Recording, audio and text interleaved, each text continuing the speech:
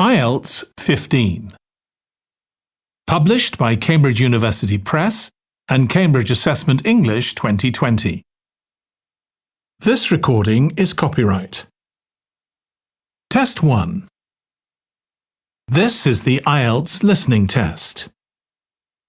You will hear a number of different recordings and you will have to answer questions on what you hear.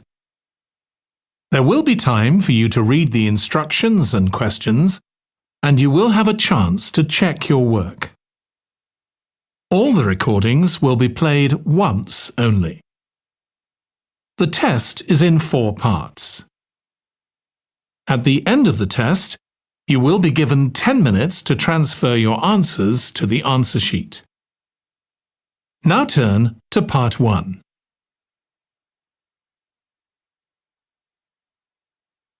Part 1.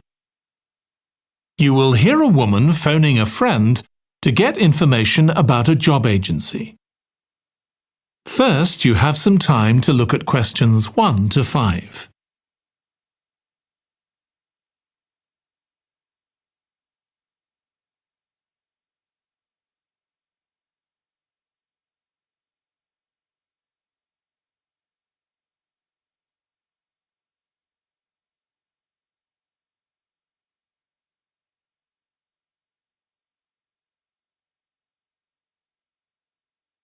Now listen carefully and answer questions 1 to 5.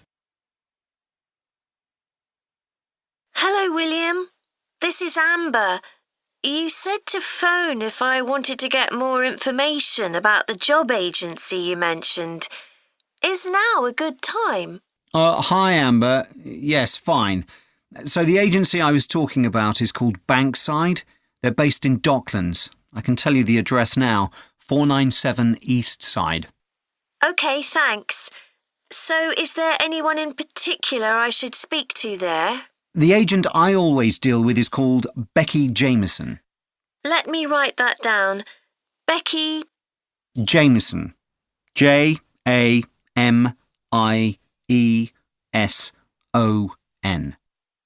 Do you have her direct line? Yes, it's in my contacts somewhere. Right, here we are. 07866 510 333. I wouldn't call her until the afternoon if I were you. She's always really busy in the morning trying to fill last-minute vacancies. She's really helpful and friendly, so I'm sure it would be worth getting in touch with her for an informal chat. It's mainly clerical and admin jobs they deal with, isn't it? That's right. I know you're hoping to find a full-time job in the media eventually, but Becky mostly recruits temporary staff for the finance sector, which will look good on your CV and generally pays better too. Yeah, I'm just a bit worried because I don't have much office experience. I wouldn't worry. They'll probably start you as a receptionist or something like that. So what's important for that kind of job isn't so much having business skills or knowing lots of different computer systems, it's communication that really matters, so you'd be fine there. And you'll pick up office skills really quickly on the job. It's not that complicated. OK, good. So how long do people generally need temporary staff for? It would be great if I could get something lasting at least a month. That shouldn't be too difficult. But you're more likely to be offered something for a week at first, which might get extended. It's unusual to be sent somewhere for just a day or two. Right. I've heard the pay isn't too bad. Better than working in a shop or a restaurant. Oh yes, definitely. The hourly rate is about £10, $11 if you're lucky. That's pretty good. I was only expecting to get £8 or £9 an hour. Before you hear the rest of the conversation, you have some time to look at questions 6 to 10.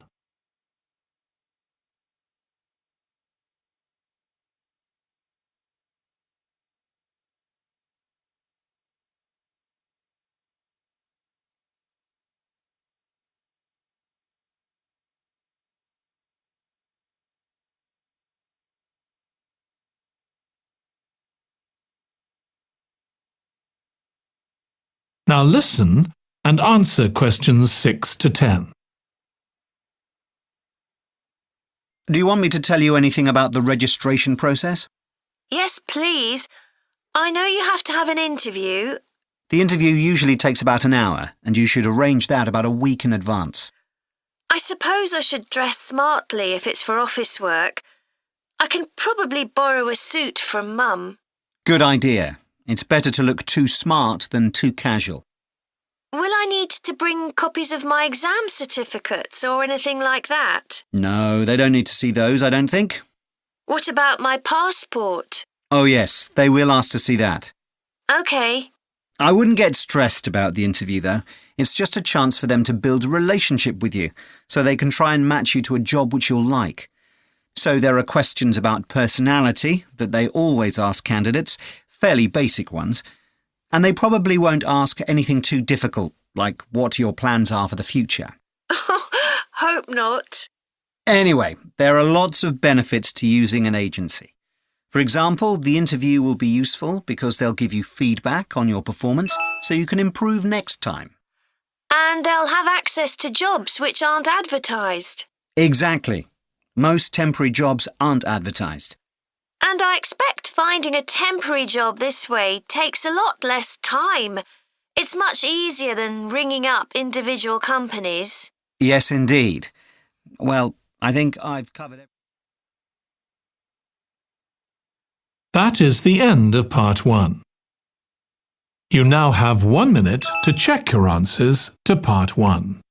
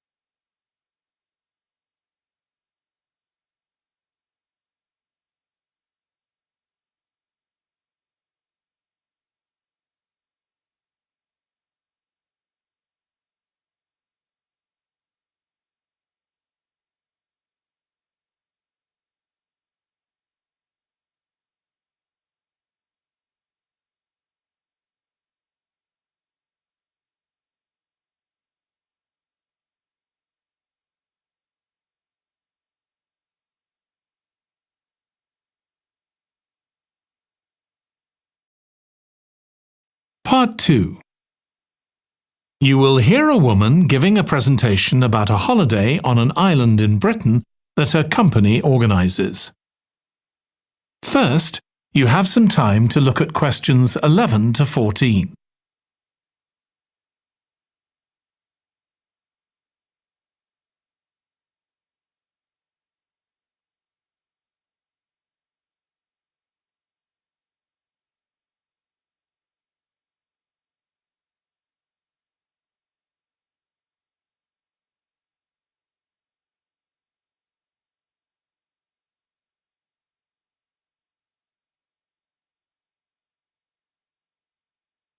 Now listen carefully and answer questions 11 to 14.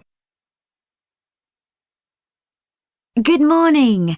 My name's Erica Matthews, and I'm the owner of Matthews Island Holidays, a company set up by my parents. Thank you for coming to this presentation, in which I hope to interest you in what we have to offer. We're a small family-run company, and we believe in the importance of the personal touch. So we don't aim to compete with other companies on the number of customers. What we do is build on our many years' experience, more than almost any other rail holiday company, to ensure we provide perfect holidays in a small number of destinations, which we've got to know extremely well. I'll start with our 6-day Isle of Man holiday. This is a fascinating island in the Irish Sea, with Wales to the south, England to the east, Scotland to the north, and Northern Ireland to the west. Our holiday starts in Heysham, where your tour manager will meet you. Then you'll travel by ferry to the Isle of Man. Some people prefer to fly from Luton instead, and another popular option is to go by train to Liverpool and take a ferry from there. You have 5 nights in the hotel, and the price covers 5 breakfasts and dinners and lunch on the 3 days when there are organised trips. Day 4 is free, and most people have lunch in a cafe or restaurant in Douglas.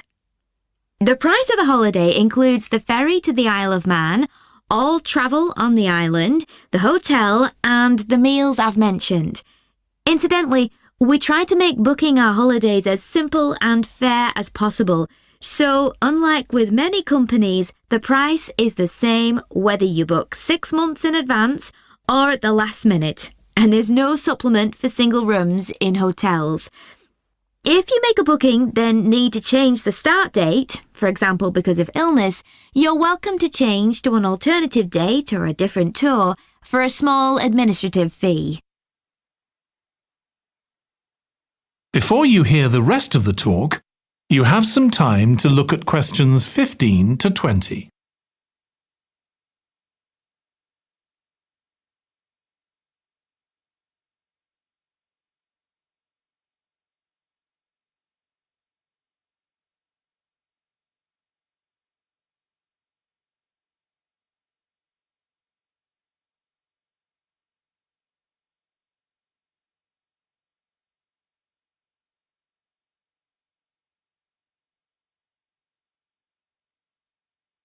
Now listen and answer questions 15 to 20. Okay, so what does the holiday consist of? Well, on day 1, you'll arrive in time for a short introduction by your tour manager, followed by dinner in the hotel. The dining room looks out at the river, close to where it flows into the harbour, and there's usually plenty of activity going on. On day 2, you'll take the coach to the small town of Peel, on the way calling in at the Tynwald exhibition. The Isle of Man isn't part of the United Kingdom, and it has its own parliament called Tynwald. It's claimed that this is the world's oldest parliament that's still functioning, and that it dates back to 979. However, the earliest surviving reference to it is from 1422, so perhaps it isn't quite as old as it claims. Day 3, we have a trip to the mountain Snaefell. This begins with a leisurely ride along the promenade in Douglas in a horse-drawn tram. Then you board an electric train which takes you to the fishing village of Laxey. From there, it's an 8-kilometre ride in the Snaefell Mountain Railway to the top. Lunch will be in the cafe, giving you spectacular views of the island. Day 4 is free for you to explore, using the pass which we'll give you. So you won't have to pay for travel on local transport or for entrance to the island's heritage sites. Or you might just want to take it easy in Douglas and perhaps do a little light shopping.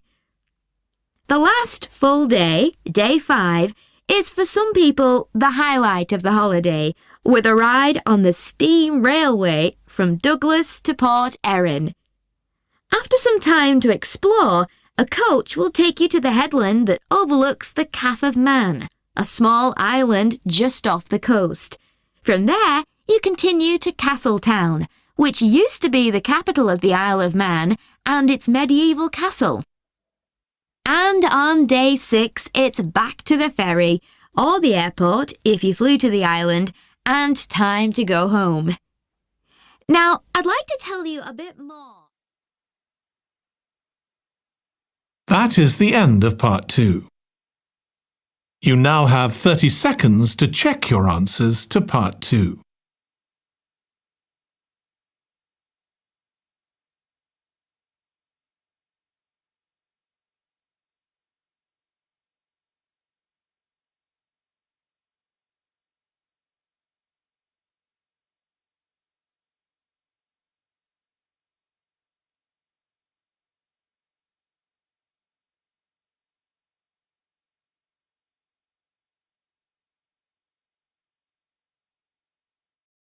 Part 3.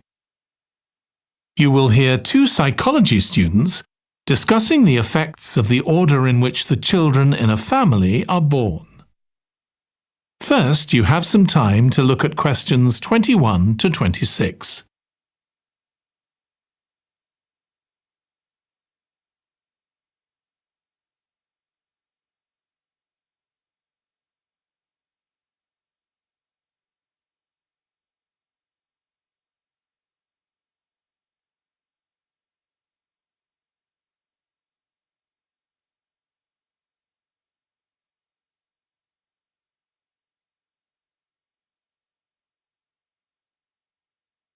Now listen carefully and answer questions 21 to 26.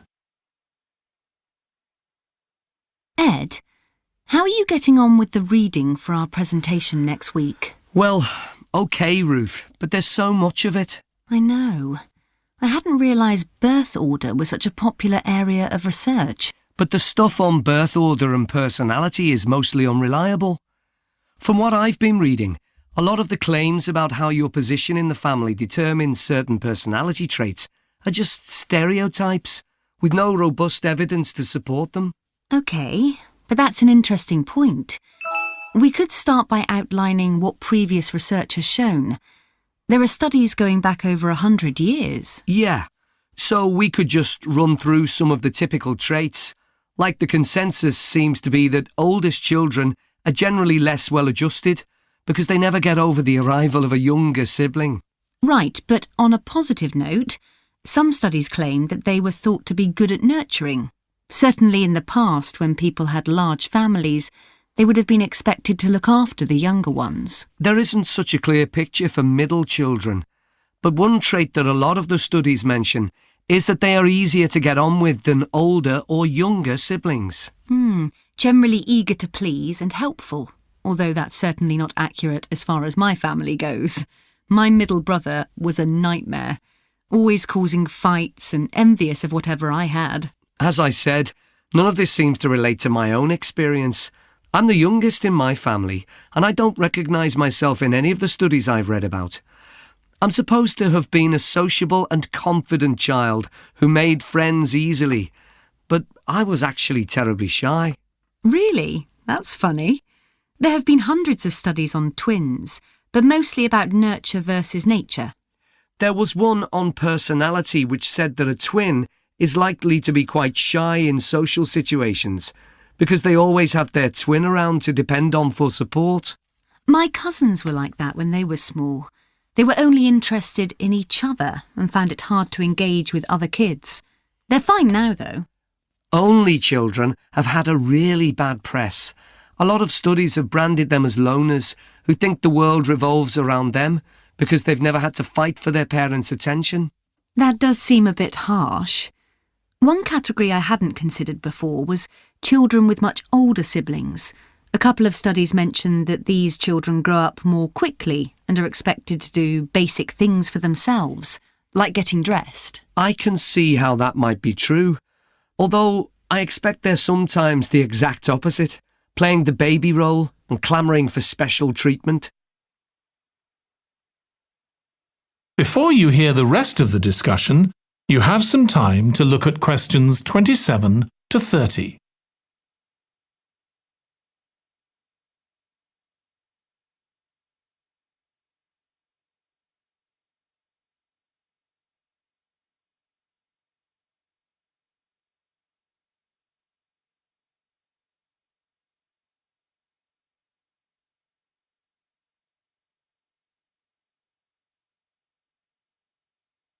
Now listen and answer questions 27 to 30.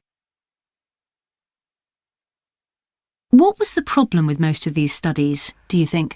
I think it was because, in a lot of cases, data was collected from only one sibling per family, who rated him or herself and his or her siblings at the same time. Some of the old research into the relationship between birth order and academic achievement has been proved to be accurate, though. Performances in intelligence tests declined slightly from the eldest child to his or her younger siblings. This has been proved in lots of recent studies. Yes, although what many of them didn't take into consideration was family size. The more siblings there are, the likelier the family is to have a low socio-economic status, which can also account for differences between siblings in academic performance. The oldest boy might be given more opportunities than his younger sisters, for example. Exactly. But the main reason for the marginally higher academic performance of oldest children is quite surprising, I think. It's not only that they benefit intellectually from extra attention at a young age, which is what I would have expected. It's that they benefit from being teachers for their younger siblings by verbalising processes. Right. and this gives them status and confidence, which again contributes in a small way to better performance. So, would you say sibling rivalry has been a useful thing for you? I think so. My younger brother was incredibly annoying, and we fought a lot, but I think this has made me a stronger person. I know how to defend myself. We had some terrible arguments, and I would have died rather than apologise to him. But we had to put up with each other, and most of the time we coexisted amicably enough. Yes, my situation was pretty similar. But I don't think having 2 older brothers made me any less selfish. I was never prepared to let my brothers use any of my stuff. That's perfectly normal, whereas sometimes... That is the end of part 3. You now have 30 seconds to check your answers to part 3.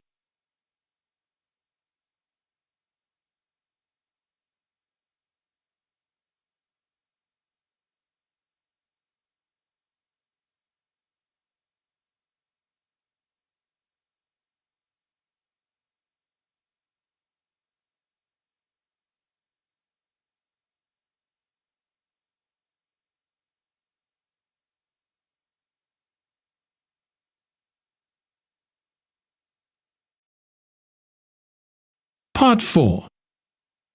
You will hear a student giving a presentation about a type of tree known as the eucalyptus, which is common in Australia. First, you have some time to look at questions 31 to 40.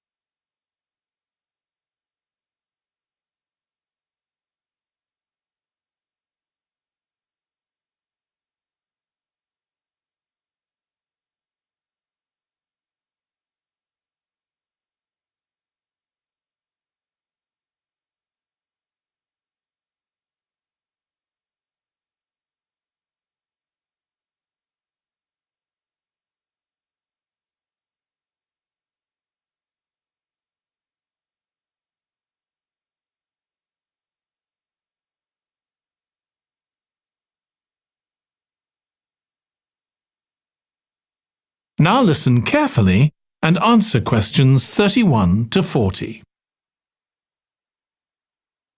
Today, I'm going to talk about the eucalyptus tree. This is a very common tree here in Australia, where it's also sometimes called the gum tree. First, I'm going to talk about why it's important. Then I'm going to describe some problems it faces at present. Right, well, the eucalyptus tree is an important tree for lots of reasons. For example, it gives shelter to creatures like birds and bats, and these and other species also depend on it for food, particularly the nectar from its flowers. So it supports biodiversity. It's useful to us humans too, because we can kill germs with a disinfectant made from oil extracted from eucalyptus leaves. The eucalyptus grows all over Australia, and the trees can live for up to 400 years. So it's alarming that all across the country, numbers of eucalyptus are falling because the trees are dying off prematurely. So, what are the reasons for this? One possible reason is disease. As far back as the 1970s, the trees started getting a disease called Mundula yellows. The tree's leaves would gradually turn yellow, then the tree would die. It wasn't until 2004 that they found the cause of the problem was lime, or calcium hydroxide, to give it its proper chemical name, which was being used in the construction of roads. The lime was being washed away into the ground and affecting the roots of the eucalyptus trees nearby. What it was doing was preventing the trees from sucking up the iron they needed for healthy growth. When this was injected back into the affected trees, they immediately recovered. But this problem only affected a relatively small number of trees. By 2000, huge numbers of eucalyptus were dying along Australia's east coast of a disease known as bell miner associated dieback. The bell miner is a bird, and the disease seems to be common where there are high populations of bell miners. Again, it's the leaves of the trees that are affected. What happens is that insects settle on the leaves and eat their way round them, destroying them as they go, and at the same time they secrete a solution which has sugar in it. The bell miner birds really like this solution, and in order to get as much as possible, they keep away other creatures that might try to get it. So these birds and insects flourish at the expense of other species, and eventually so much damage is done to the leaves that the tree dies.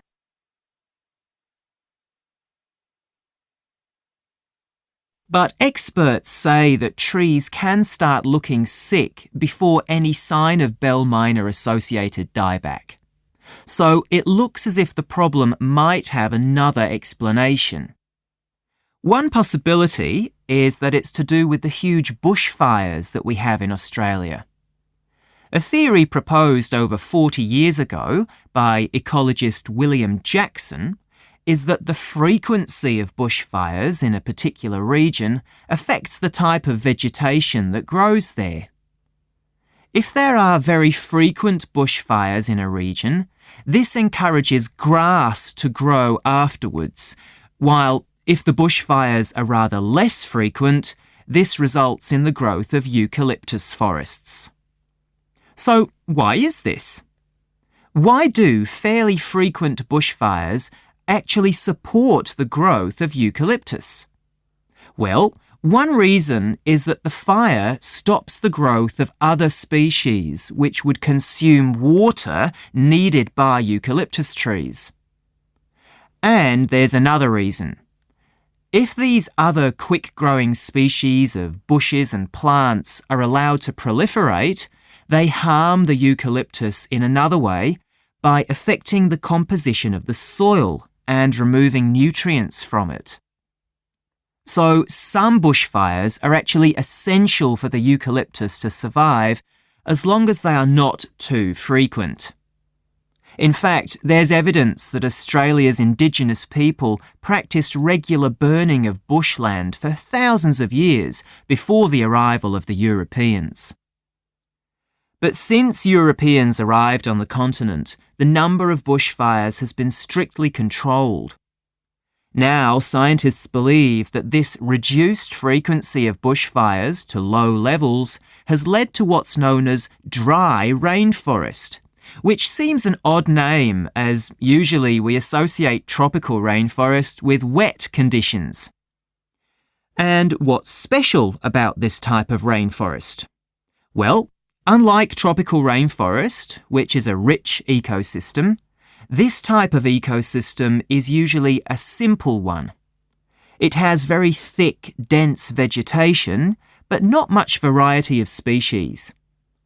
The vegetation provides lots of shade, so one species that does find it ideal is the bell miner bird, which builds its nests in the undergrowth there.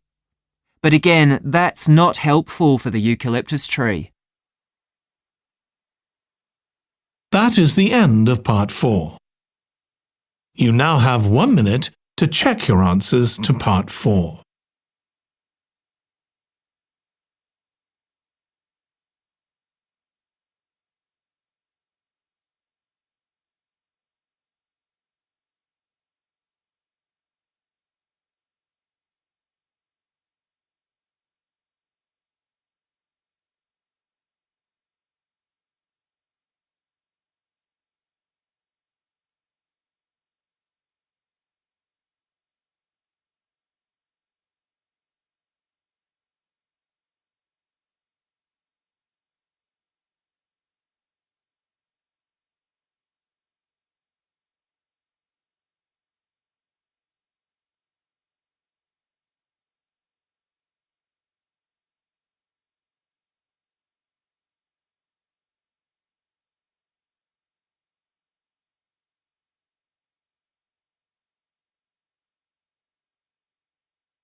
That is the end of the listening test.